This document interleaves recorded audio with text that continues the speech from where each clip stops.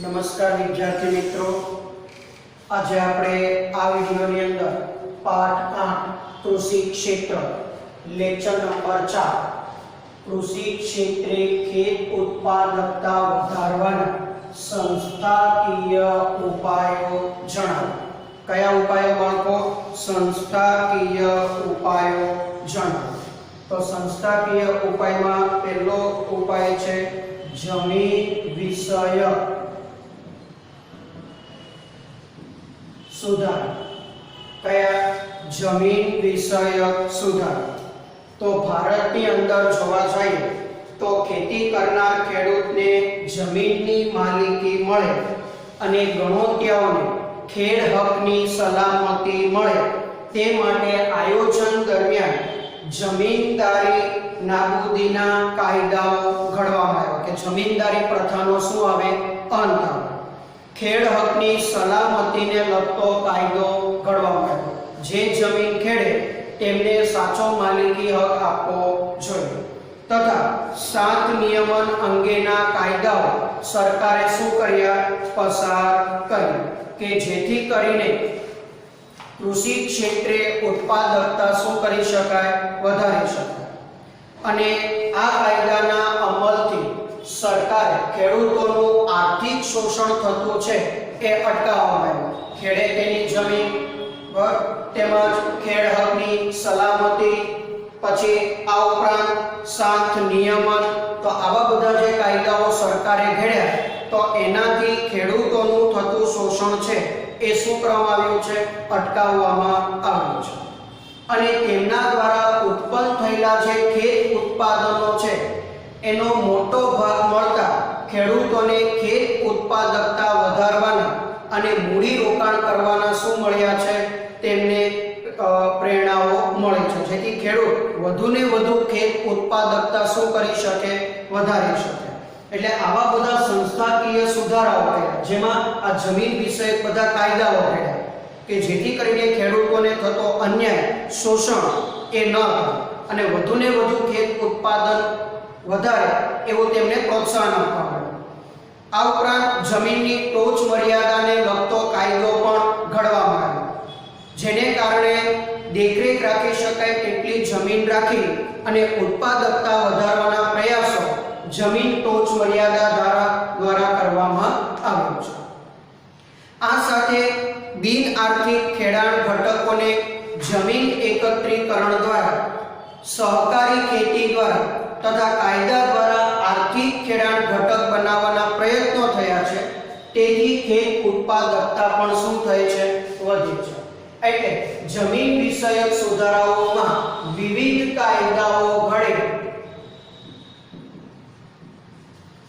કાયદાઓ ઘડી કૃષિ ઉત્પાદકતા વધારવાના પ્રયાસો કરવામાં આવ્યા છે.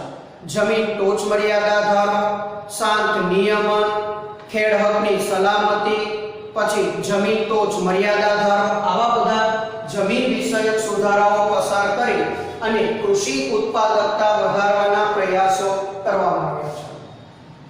બીજું કીધું છે સંસ્થાકીય ધિરાણની પ્રાપ્તિ. સંસ્થાકીય ધિરાણની પ્રાપ્તિ કે ભારતના મોટા ભાગના ખેડૂતો ગરીબ હોવાથી તેમને વ્યાજબી દરે પૂરતા પ્રમાણમાં ધિરાણ પૂરું પાડવું. વ્યાજબી દરે ધિરાણ શું કરવું? પૂરું પાડવું કે જેથી કરીને ખેડૂતો કૃષિ ક્ષેત્રે જો મૂડી રોકાણ કરે તો કૃષિ ઉત્પાદકતા શું કરી શકાય બાળકો? વધારી શકાય. અને સાથે સાથે ખેડૂતોને નાણાકીય સગવડો અપાય તો ખેતી વિષયક મૂડી રોકાણ વધારે અને ખેત ઉત્પાદકતા શું કરી શકાય? વધારી શકાય. આ ઉપરાંત આયોજન દરમિયાન સહકારી ધિરાણમાં નોંધપાત્ર વધારો થયો. કયો? સહકારી ધિરાણ મંડળીઓ દ્વારા નોંધપાત્ર ખેડૂતોને શું કરવામાં આવે છે? ધિરાણ કરવામાં આવે છે. અને એના દ્વારા ખેડૂતોને વ્યાજબી દરે ધિરાણ પૂરું પાડવાના પ્રયાસો કર્યા અને 1969 અને 1969 ને 1980 માં બેંકોનું રાષ્ટ્રીયકરણ કરવામાં આવ્યું. શું કરવામાં આવ્યું? બેંકોનું રાષ્ટ્રીયકરણ કરવામાં આવ્યું અને ખેત ધિરાણમાં નોંધપાત્ર શું કરવામાં આવ્યો? વધારો કરવામાં આવ્યો, જેથી ખેડૂતોને પૂરતા પ્રમાણમાં ધિરાણ પ્રાપ્ત થાય તો કૃષિ ક્ષેત્રે મૂડી રોકાણ વધે તો ખેત ઉત્પાદકતા શું કરી શકાય? વધારી શકાય. અને આ ઉપરાંત 1982 માં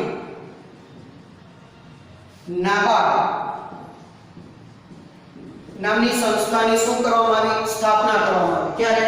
1982 માં. નાબાર્ડ નામની સંસ્થા, નાબાર્ડ છે એનું ફૂલ ફોર્મ છે national bank for agriculture and rural development. બાળકો, નાબાર્ડનું ફૂલ ફોર્મ શું છે? National agriculture bank for agriculture and rural development. એ નાબાર્ડનું શું છે? Full form. જોઈએ એનું અંગ્રેજી national bank for agriculture and rural development. એનું ફૂલ ફોર્મ છે. એની સ્થાપના કરાય અને એને અંતર્ગત પ્રાદેશિક ગ્રામીણ બેંકોની પણ શેની? પ્રાદેશિક ગ્રામીણ બેંકો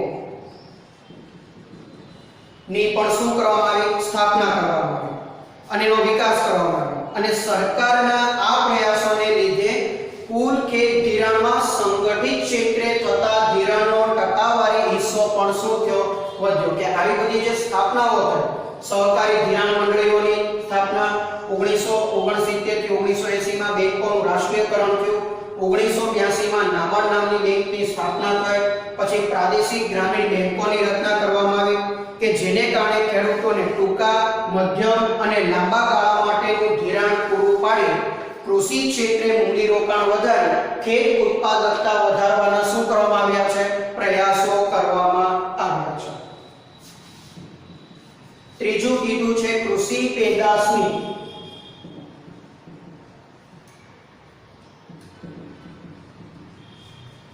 પેદાશની વેચાણ વ્યવસ્થામાં સુધાર. કૃષિ પેદાશોની વેચાણ વ્યવસ્થામાં શું કરવામાં આવ્યો? સુધારો કરવામાં આવ્યો. કે ભારતની કૃષિ પેદાશની જે વેચાણ વ્યવસ્થા છે એ કેવી છે? બિન કાર્યક્ષમ છે, ખામીયુક્ત છે. આયોજન દરમિયાન ખેડૂતોને તેમની ખેત પેદાશોના વ્યાજબી ભાવ મળે અને બજારની ગેરનીતિઓ નિવારી શકાય તે માટે મુખ્યત્વે કેટલાક પગલાઓ સરકારે લીધા. એવા લગભગ 6 જેટલા પગલાઓ લીધા. પહેલું પગલું શું લીધું? કે નિયંત્રિત બજારોની રચના કરવામાં આવી. જો નિયંત્રિત બજારોની શું કરવામાં આવી? રચના કરવામાં આવી કે જેથી કરીને સરકાર હસ્તક આ બજારોનું સંચાલન થાય.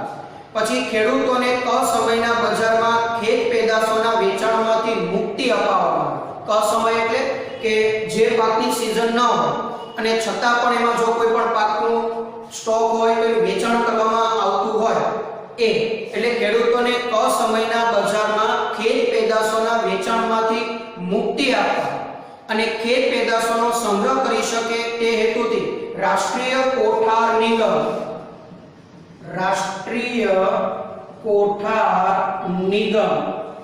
અને રાજ્ય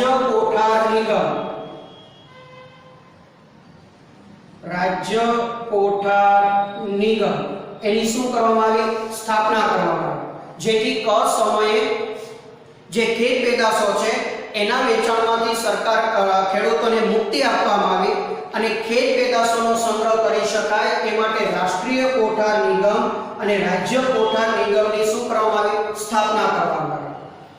અને ત્યારબાદ ખેત ઉત્પાદકોની ગુણવત્તા અનુસાર તેનું વર્ગીકરણ કરવા એક માર્ગ પ્રથા દાખલ કરવામાં આવી. જો એક માર્ગ પ્રથા દાખલ કરવામાં આવી કે જેથી ગુણવત્તાયુક્ત ખેત પેદાશો છે એ ખેત પેદાશોને આવા એક માર્કાઓ આપી અને એનો સારો એવો ભાવ મેળવી શકાય એવી વ્યવસ્થાઓ પણ સરકાર દ્વારા શું કરવામાં આવી? શરૂ કરવામાં આવી.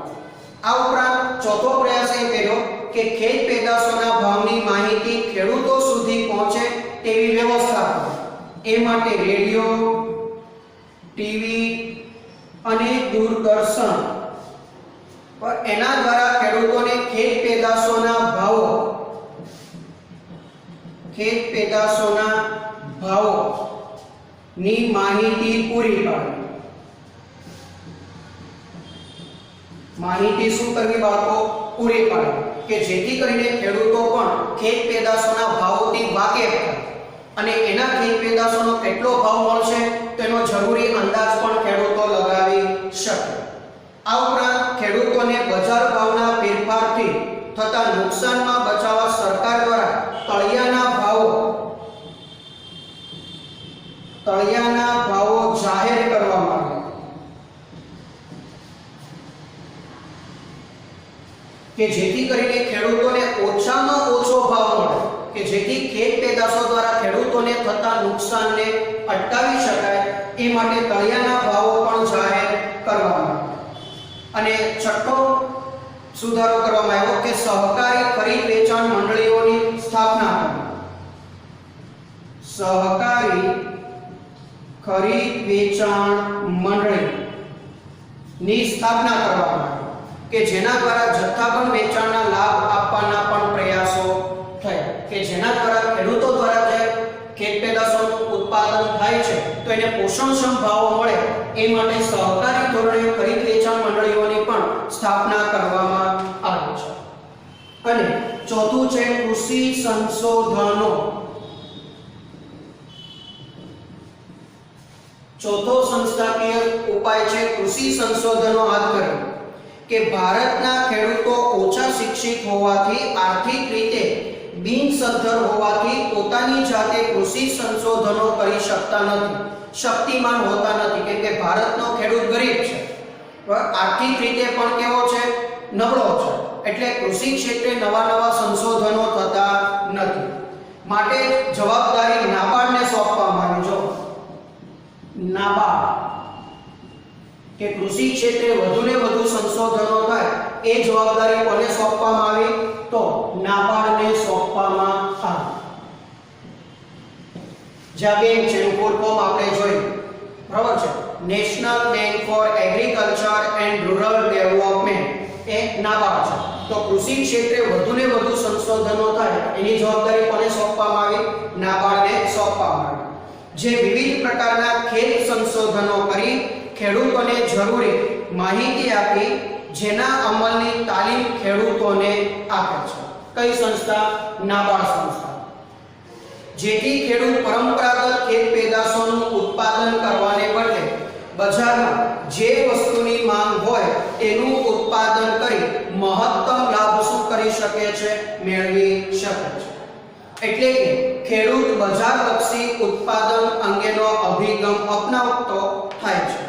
એટલે કૃષિ ક્ષેત્રે જે નવા સંશોધનો થાય છે એ સંસાધનો નાબાર્ડ દ્વારા ખેડૂતો સુધી પહોંચે, એનો અમલ થાય, ખેડૂતોને તાલીમ મળે, એવા બધા પ્રયાસો આના દ્વારા કરવામાં આવ્યા છે. એની બધી જવાબદારી કોને સોંપી? સરકારે નાબાર્ડને સોંપી. અને ખેડૂતોમાં પણ બજારલક્ષી ઉત્પાદન અંગેનો અભિગમ કહેવાય.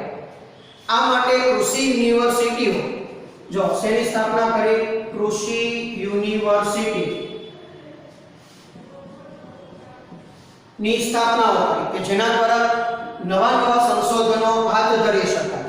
અને આઈકર, જો આ નામની સંસ્થા, Indian council of agriculture research જેવી વિવિધ સંસ્થાઓની સ્થાપના કરી જે વિવિધ ખેત પદ્ધતિઓ અને વિવિધ બિયારણોની શું કરે છે? શોધ કરે છે.